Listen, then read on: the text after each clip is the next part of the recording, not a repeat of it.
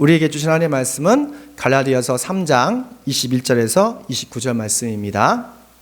오늘 말씀의 제목은 그리스도의 옷을 입은 사람이란 제목으로 하나님의 말씀 선포하겠습니다. 갈라디아서는 믿음의 영웅들에게 큰 영적인 영감을 준 책입니다. 특히 종교개혁자 마틴 루터와 또한 존 웨슬리 목사님에게 로마서만큼 큰 우리에게 은혜를 주셨죠. 감동을 주셨죠. 갈라디아서의 확장판이 로마서입니다. 의인은 믿음을 산다는 이신칭에 대한 교리가 묻어 있는데, 그래서 갈라디아서를 읽으면 우리가 믿음의 영웅들처럼 큰 영감과 또한 통찰을 얻을 걸 믿습니다. 이 배경을 보면 소아시아에 갈라디아 지역이 있는데 몇몇 유대 그리스도인들이 와서 구원을 받으려면, 우리가 하나님의 자녀가 되려면 예수님을 믿을 뿐만 아니라 율법을 지켜야 된다고 말했어요. 그 갈라디아 성도들이 좀 헷갈리기 시작했고 동요하기 시작했습니다. 그래서 그들 몇몇 중에 정말로 유대의 전통에 따라서, 율법의 전통에 따라서 할례를 받게 됩니다. 이것에 대해서 바울이 들었을 때 상당히 분노했겠지요. 그래서 사도 바울은 갈라디아 성도들에게 오직 구원은 하나님의 은혜로 예수 그리스도를 믿는 사람들만, 오직 믿음으로 구원 얻는다라는 말을 합니다. 율법이 아니라, 율법적인 행위가 아니라 오직 예수를 믿을 때에 우리는 의롭게 되고 거룩하게 되고 하나님의 자녀가 된다는 거예요. 갈라디아서 2장 16절 말씀 보니까 함께 읽을까요? 16절 시작. 그러나 사람이 율법을 행하는 행위로 의롭게 되는 것이 아니라 예수 그리스도를 믿는 믿음으로 의롭게 되는 것임을 알고 우리도 그리스도 예수를 믿는 것입니다 라고 말씀하고 있어요. 구체적으로 율법적 행위라는 것은 할례입니다. 이 할례는 하나님께서 아브라함에게 영원한 증표를 주셨어요. 너가 하나님의 자녀이면 할례를 행해야 된다라는 증표를 주셨어요.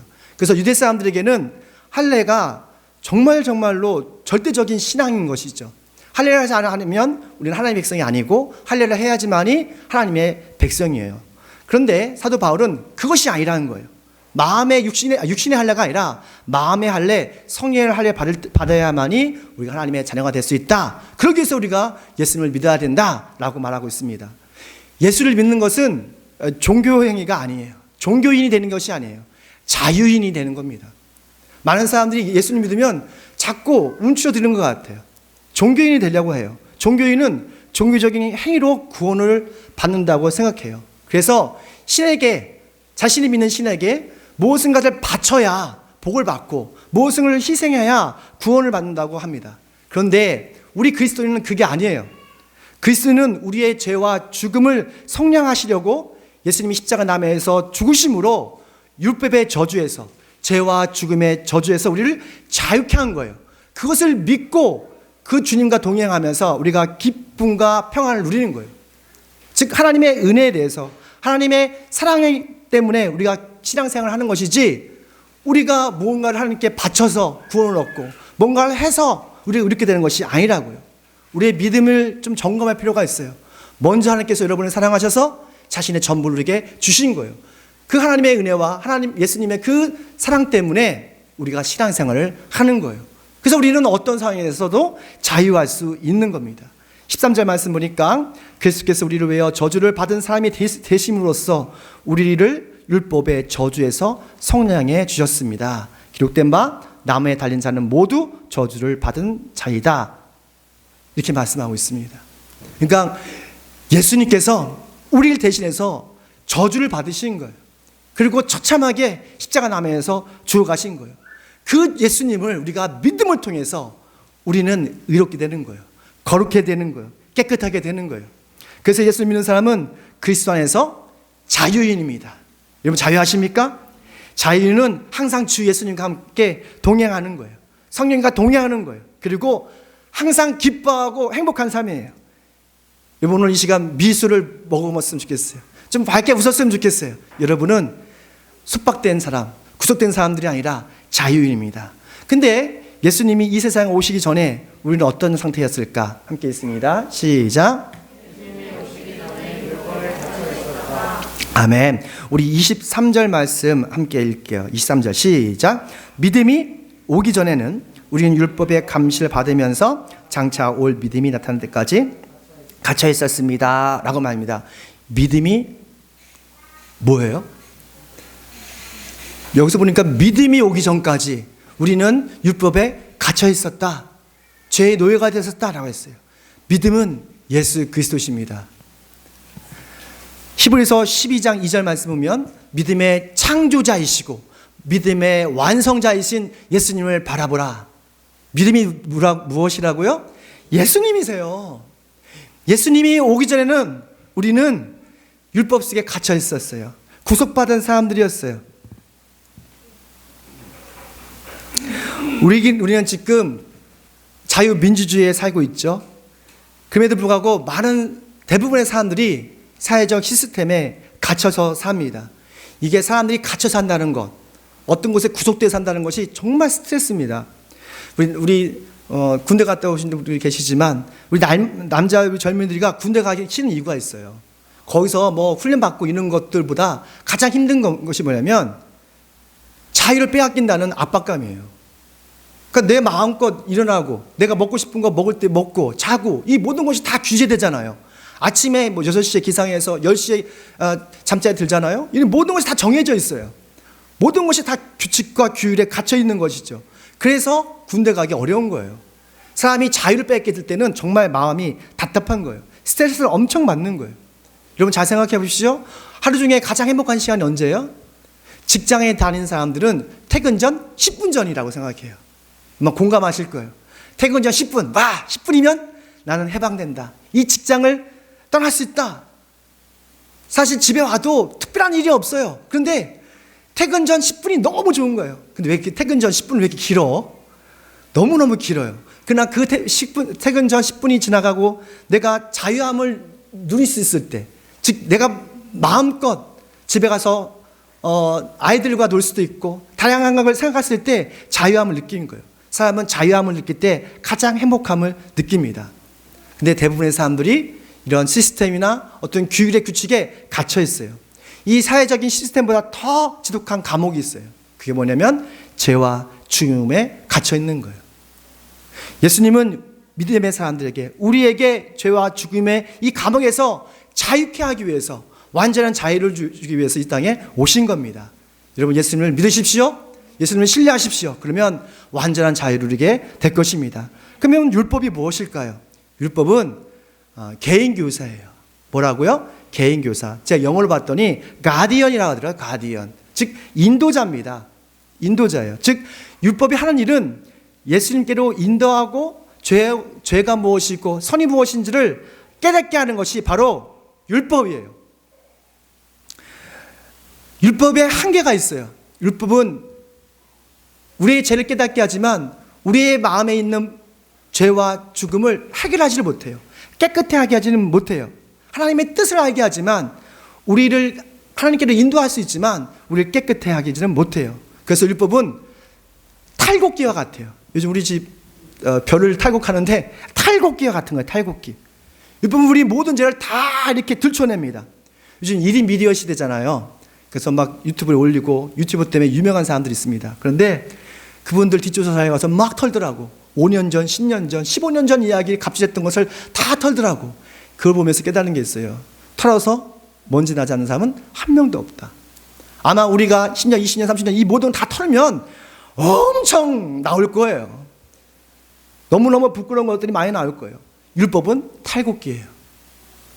탈탈탈 털니다. 그리고 우리의 죄와 잘못을 다 드러내요. 하지만 그것의 율법의 한계는 우리를 의롭게 할 수는 없다는 거예요. 그래서 우리는 예수님이 필요한 겁니다. 하나님의 은혜가 필요한 거예요. 우리 죄가 분홍빛 같을지라도 양털처럼 휘어질 수 있는 것은 바로 예수님의 보혈이에요. 그래서 이런 비유로 하면 안 되겠지만 예수님의 그 피는 세탁기와 같아요. 우리 집에 세탁기를 샀습니다. 얼마나 깨끗해지는지 몰라요. 아무리 흠이 있고 아무리 걸레 같은 옷이랄지라도 세탁기에 한번 돌리면 깨끗해지는 거예요. 예수님의 은혜, 예수님의 피가 그런 능력이 있어요. 그것 때문에 우리가 예수님을 믿는 거예요. 여러분 예수님을 믿으십시오. 예수님의 보혈이 여러분을 깨끗게 하시고 정결케 할 걸 믿습니다. 그러면 진정한 자유인이 될 걸 믿습니다.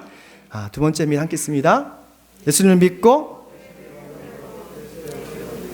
그리스도의 옷을 입습니다. 우리 6절 말씀, 7절 말씀 함께 읽어볼까요? 시작. 여러분 모두 그 믿음으로 말미암아 그리스도의 안에서 하나님의 자녀들입니다. 여러분은 모두 세례를 받아 그리스도 하나가 되고 그리스도를 아멘 이렇게 말씀하고 있습니다. 우리가 예수를 믿는 순간 하나님의 양자가 됩니다. 하나님의 자녀가 딸과 또한 아들이 되죠. 그래서 우리는 하나님을 아버지라 부를 수 있어요. 아버지는 기본적으로 우리 자식들이 잘 되는 걸 원해요. 그리고 행복하게 원해요. 저도 자식을 길러보니까 우리 아이들이 행복할 때 저도 행복하더라고요. 하나님께서도 여러분이 행복할 때 같이 행복해요. 여러분이 슬퍼할 때 같이 슬퍼하시고 그리고 힘들 때 같이 어려워하시는 분이 바로 우리가 믿는 하나님 아버지십니다. 믿으시죠? 예. 그래서 우리는 예수님 믿음을 통해서 하나님의 자녀가 되므로 우리는 마음껏 아버지를 부를 수가 있어요. 그게 기도예요. 기도는 어려운 것이 아닙니다. 그냥 일상에서 아버지 이름을 부르는 거예요. 아버지. 이렇게 형편인데 아버지 도와주세요. 아버지께 도와주세요. 우리 육신의 아버지는 한계가 있지만 우리 전능하신 하나님 아버지는 무한하십니다. 그럼 우리가 하나님의 자녀가 되면 어떻게 증명할 수 있어요? 그것이 바로 세례입니다. 세례는 하나님과 사람들 앞에서 내가 하나님의 자녀임을 고백하는 영원한 언약이에요.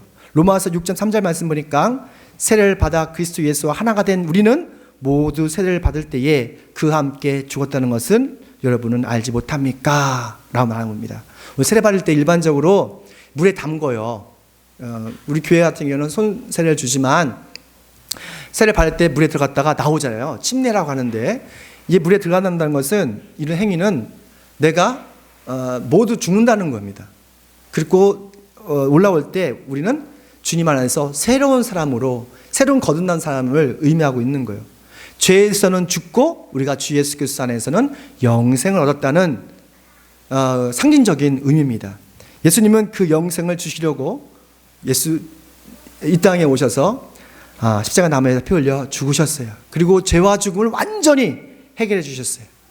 세례를 우리는 받음으로써 우리는 하나님과 사람들 앞에서 내가 그리스도인입니다. 그리스도의 옷을 입었습니다라고 인정하는 것입니다. 세례를 받은 이 사도 바울은 이런 고백을 합니다. 갈라디아서 2장 20절 말씀인데 중심 내용이라 할 수 있어요. 우리 2장 20절 말씀 함께 읽습니다. 시작. 나는 그리스도와 함께 십자가에 못 박혔습니다. 이제 살고 있는 것은 내가 아닙니다. 그리스도께서 내 안에 살고 계십니다. 내가 지금 육신 안에서 살고 있는 삶은 나를 사랑하셔서 나를 위하여 자기 몸을 내어주신 하나님의 아들을 믿는 믿음 안에서 살아가는 것입니다. 이 말씀을 꼭 좀 집에 가서 읽어보셨으면 좋겠습니다. 갈라디아서 2장 20절 말씀입니다. 내가 사는 것이 아니라 나를 사랑하셔서 자기 몸을 내어주신 하나님의 아들을 뭐하는 믿음으로? 믿는 믿음으로 산다. 믿음으로 산다는 거예요.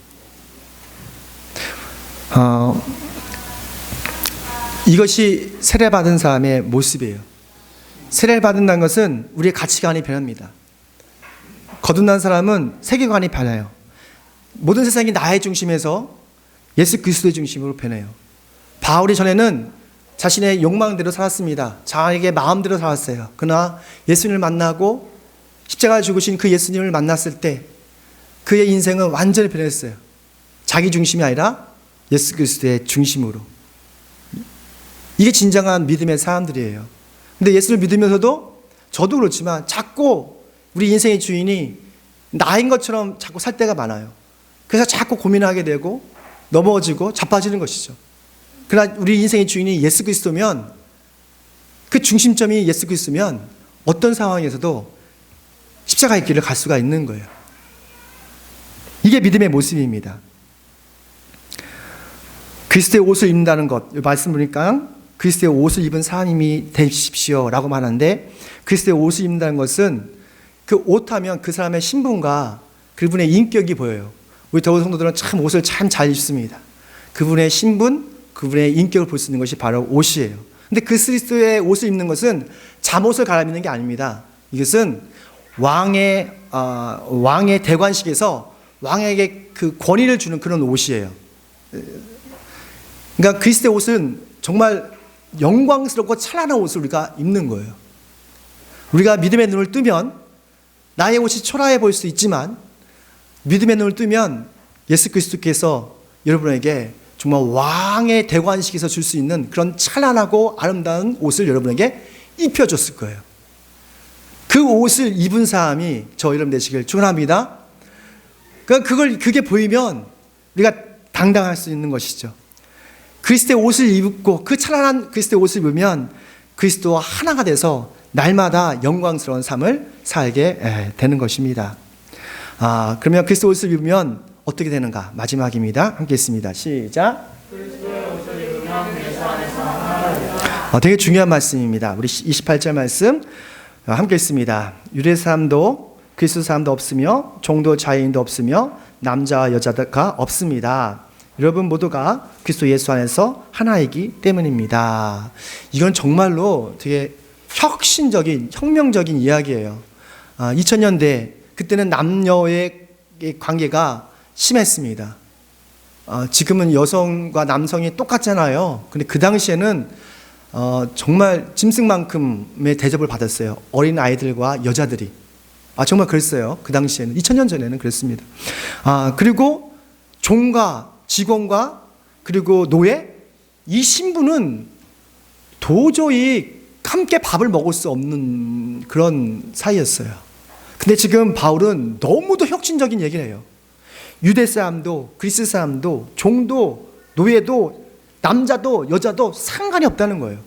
왜냐하면 우리 모두가 예수 그리스도 안에서 하나, 원바디라는 겁니다. 형제고 자매라는 거예요. 이건 충격입니다. 엄청난 말씀이에요. 우리가 겪는 사회적인 갈등 문제는 차별에서 시작됐잖아요. 사람이 차별받으면 정말 화가 납니다. 요즘 코로나19 때문에 그 어떤 택배 회사에서 너무 무리하게 일해서 돌아가신 분이 몇 분 계시더라고요. 안타깝죠. 노사의 갈등이죠. 우리 젊은이들은 젠더 문제에 대해서 상당히 민감합니다. 젠더 문제. 조금만 손해보려고 하지 않잖아요. 차별에 대해서 싸우고. 요즘 법무부하고 사법부하고 심한 갈등이 있어요.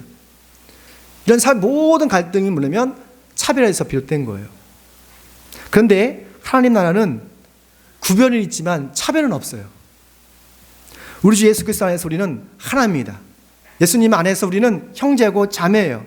우리는 하나님 아버지 하나님 한 분만을 섬기고 그분을 믿지 않습니까? 그래서 우리는 예수 그리스도 안에서 형제고 자매예요. 형제가 자매면 나름 형제이기 때문에 잘 되는 것을 기뻐하는 것이 당연한 거예요. 나의 동생이, 나의 형이 잘 되면 좋지 않습니까? 그런 관점으로 우리가 세상을 바라보면 세상이 더 공정해지겠죠. 차별이 없어지겠죠. 하나님의 나라는 차별 없는 세상이에요. 공정한 세상이에요. 그리스도의 옷을 입은 사람들은 정말로 이 땅에서 예수님과 하나됨을 통해서 정말로 이 땅에 공정과 정의를 세워가는 사람들입니다.